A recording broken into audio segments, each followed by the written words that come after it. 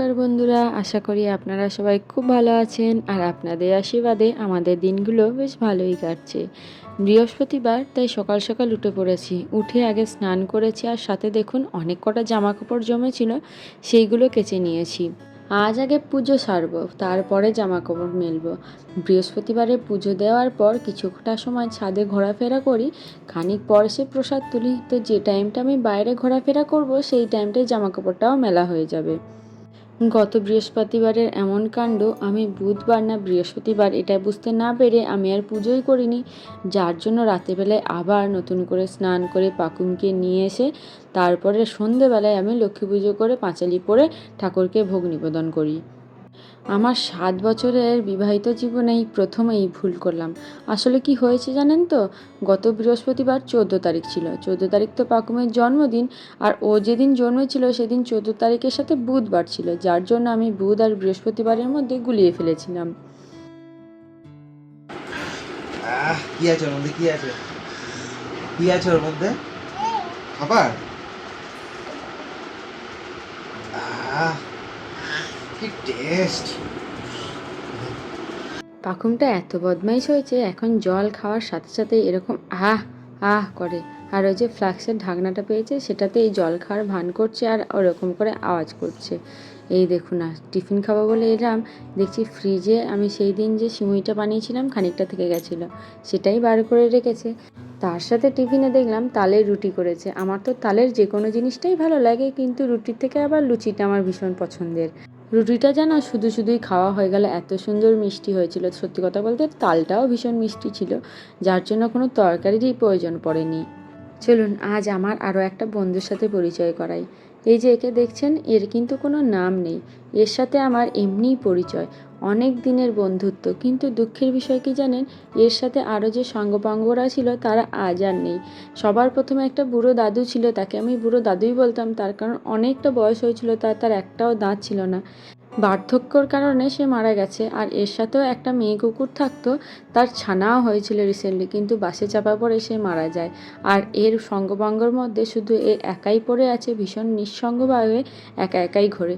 অনেক দিন পর ওর সাথে দেখা হয়েছে, দেখার পর ওকে একটু আদরও করে দিলাম, আর ভীষণ মন খারাপ করছিল ওর জন্য। বাবাকে অনেকক্ষণ পর দেখে মেয়ে কোল থেকে নামছিল না, তারপর কোনো রকমে ঠাকুমায়ের কাছে ধরিয়ে আমি আর ওর বাবা খেতে বসবো। দেখলাম আলু সিদ্ধ দিয়েছে, তাই আমি একটু ডিম ভেজে নিলাম, আর সাথে ওর বাবা আলু সিদ্ধটাকে কড়াইয়ে নাড়বে বলে পেঁয়াজ তেল ভেজেছিল, তেলটা বেশি হয়ে গেছে বলে আমি আবার সেই তেলটা ভাতে নিয়ে নিলাম। পেঁয়াজ ভাজা, রসুন ভাজা বা লঙ্কা ভাজা তেল দিয়ে আমার ভাত খেতে কিন্তু খুব ভালো লাগে। আর ওর বাবা এই যে আলু সিদ্ধটাকে কড়াইয়ে নেড়ে মশলা ফসলা দিয়ে এত সুন্দর বানায় যে এটা দিয়েই যেন গোটা ভাত খাওয়া হয়ে যায়। আর অবশ্য ভাতে ছিল ডাঁটার তরকারি, ডাল, ডিম, ওগুলো আর ভিডিও করা হয়নি। আমরা দুজন তো ওই আলু সিদ্ধটা দিয়েই আর ডিম ভাজা দিয়ে খেয়ে পালিয়ে এলাম। আর এই দেখুন না, ওপরে দেখলাম এক টুকরো বেদানা পড়েছিল, সেটাই বলু এখন বসে বসে খাচ্ছে। ভেবেও অবাক লাগে যে আমাদের দেশি কুকুরও এরকম ফল টল খেতে পারে। আসলে কি বলুন তো, অন্য কুকুর সেভাবে খায় না, যেহেতু ওদের সেরকম অভ্যাস হয় না। আর আমাদের কোকোকে খেতে দেখে পলু ছোটো থেকেই এগুলো খাওয়া শিখে গেছে। চলুন ঘরে যাই, পাকুমটা আবার কী যে কাণ্ডটা করছে। এসেই দেখি দেখুন গোটা খাটটা জুড়ে ওর জিনিসপত্র ছড়িয়েছে। এখন তো এই নতুন খেলা সব জিনিসপত্র ছড়িয়ে ছিটিয়ে একা একা খেলে, পারলে জানলা দিয়েও জিনিসগুলো ফেলে দেয় জানেন। এমন দুষ্টু, আজকে আমার ফোনটা নিয়ে খাট থেকে ছুঁড়ে ফেলতে যাবে, আর সেই সময় আমি ফোনটা ধরে নিয়েছি। উফ, আজকের দিনটা যে কি ভালো আমার জন্য। সকালে শুরু হয়েছে তালের রুটি দিয়ে, আর সন্ধেবেলাটায় দেখুন গরম গরম তালের ফুলুরি। তালের ফুলুরি করার সময় মামনি কিন্তু এই তালের সাথে একটু নারকেল দিয়ে দেয়, আরও যেন টেস্টটা অনেক গুণ বেড়ে যায়। আবার জানেন এই মাখাটার সাথে মৌরি দিয়ে দেয়, যার জন্য এই মৌরির ফ্লেভারটাই আরও ভালো লাগে। আর মামনি যখনই তালের বড়া বা যে কোনো এরকম বড়া ভাজে না, কি করে জানেন তো, ওই লো ফ্লেমে ভাজে, যার জন্য বাইরেটা করকরে হয় আর ভেতরটাও ভীষণ নরম থাকে। আর জানেন তো একটা জিনিস খেয়াল করলাম, এতদিন পর্যন্ত পাকুম যে কোনো জিনিস ছুঁড়ে ছুঁড়ে ফেলে ফেলে খেলা করতো, আজ দেখছি সেই ফেলা সরানো জিনিসগুলো থেকে একটা একটা করে তুলে বাস্কেটে রাখার চেষ্টা করছে। এটাও কিন্তু ডেভেলপমেন্টের একটা স্টেজ, যেটা থেকে বোঝা যায় যে ওর গ্রোথটা একদম ঠিকঠাকভাবেই হচ্ছে।